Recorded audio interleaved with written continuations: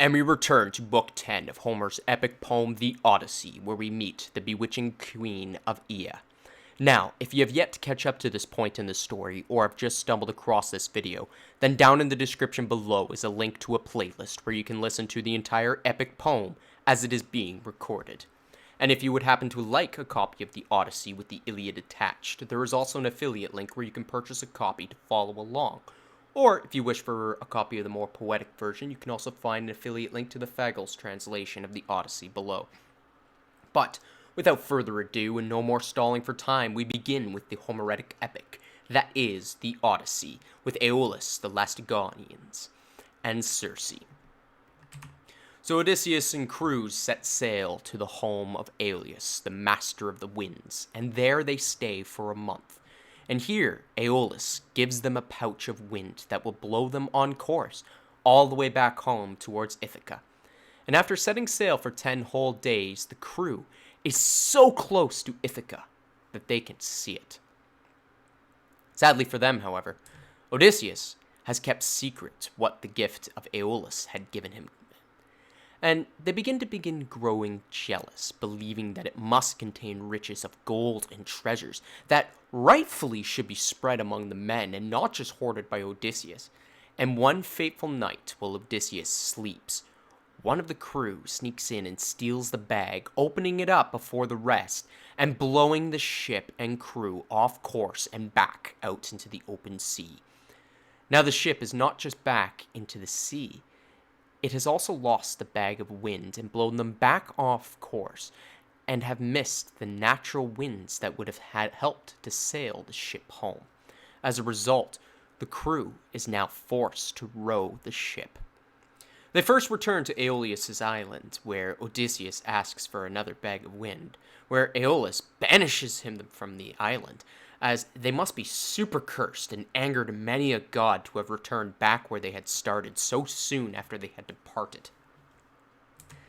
The next island that they reach is the land of the Lastydaemonians. This, at first, appears to be a normal island, but the crew quickly learns that it is filled with giants, and upon meeting the king of the Lastydaemonians, they quickly learn that they are cannibals, as the king spears and eats several of the scouting crew. As the giant cannibals are feasting on those they caught, the rest of the crew scrambles to set sail back out to sea.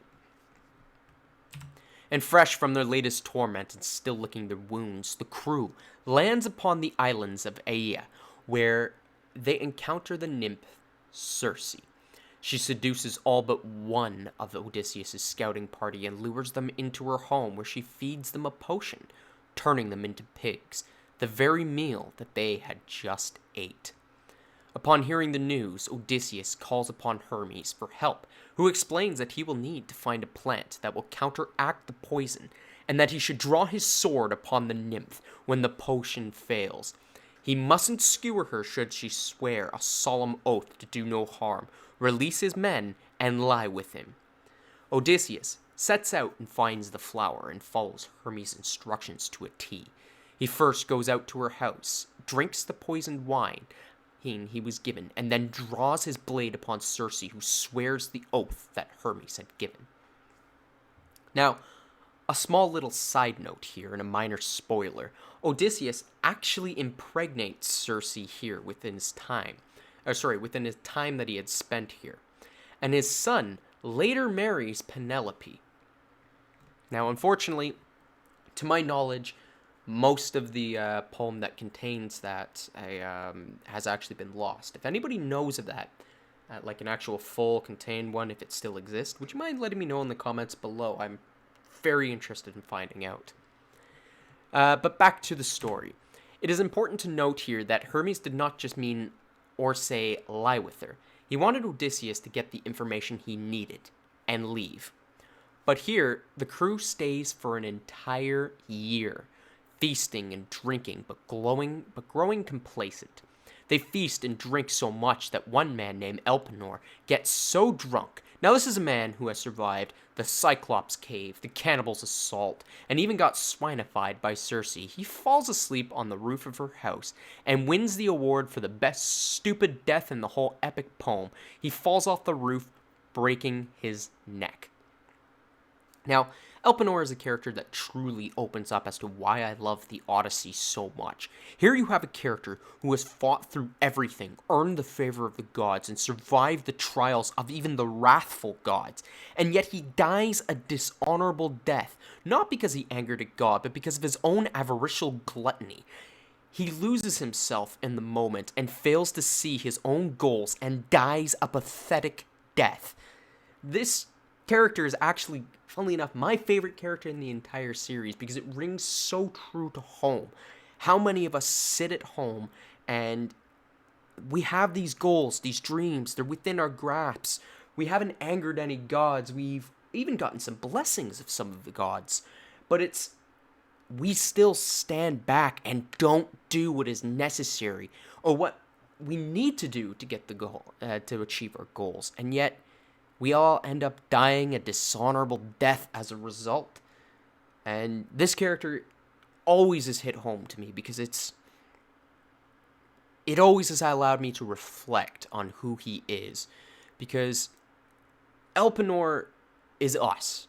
We follow through a great man. We went through his trials. We went through everything and yet still perished because we lost ourselves to our own, vices.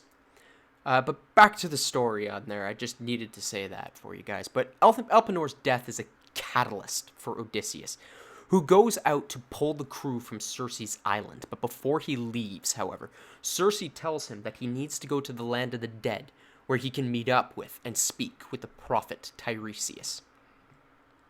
And with that, Book 10 comes to a close. And if you're enjoying these summaries and explanations, please don't hesitate to subscribe and like. But if I can do anything anywhere that can improve, then please let me know in the comments below. And I look forward to seeing you guys all next time, and I apologize that it took so long to come out with this video. I apparently was acting like Elpenor this entire time. Able, yet apparently unwilling, and I'm going to be changing that for now. So with that said, take care everyone.